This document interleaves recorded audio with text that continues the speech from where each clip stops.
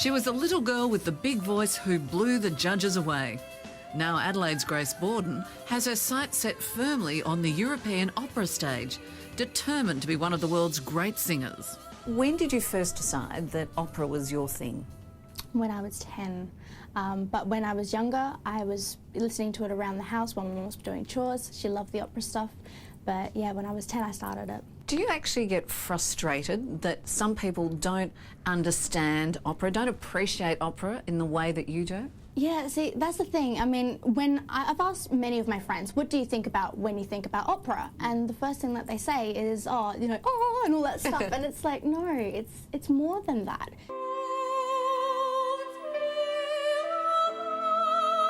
So how does a girl from the Adelaide suburbs break into the really heady world of opera?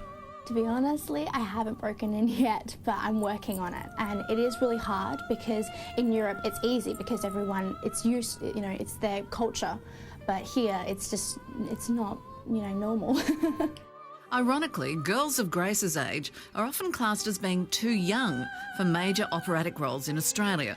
But in Europe, someone the same age can be considered at just the right vocal maturity to start their career. And now, against the odds, Grace has been accepted into one of the world's leading opera schools.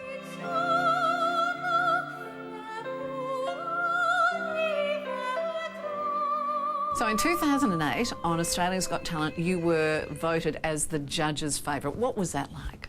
Oh, it was an amazing experience. I loved everyone there, Danny, Tom Burlinson, Red Simons. You know, they were all lovely. Grant Danya, such a sweetie.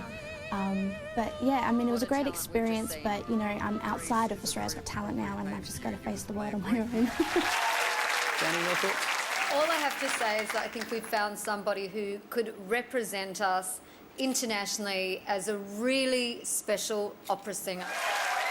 Now, we know that opera is your passion, but at the moment you're actually working on something a little bit different. Yeah, at the moment I'm working with Pseudo Echo's leading man Brian Canham, and we're doing a club mix at the moment. It's an original. And quite apart from singing, you've actually got a television program, a documentary that you've been involved with. Yeah, I've been working on this documentary called Finding Grace, which is basically about myself but also about opera and how, you know, it's not just, you know, a person in, you know, a horned hat and everything like that singing opera on stage and, you know, just being really ridiculous. It's more about expressive, it's, you know, it's a whole different world compared to all the other genres of music.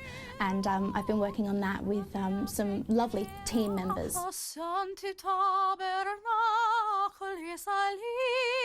So Grace, from the 10-year-old girl bouncing around the house singing opera, what's the dream? What's the ultimate for you? To go and study in Bologna Opera Music School, to, you know, get all the degrees that I need to go to La Scala in Milan. It's the biggest, you know, opera music school I can ever go to. It's the pinnacle of operas. And that would be the dream? Yes, definitely. Oh, I can't wait. To get to that school in Italy, you need an extraordinary amount of money. What are you doing at the moment to try and get that together?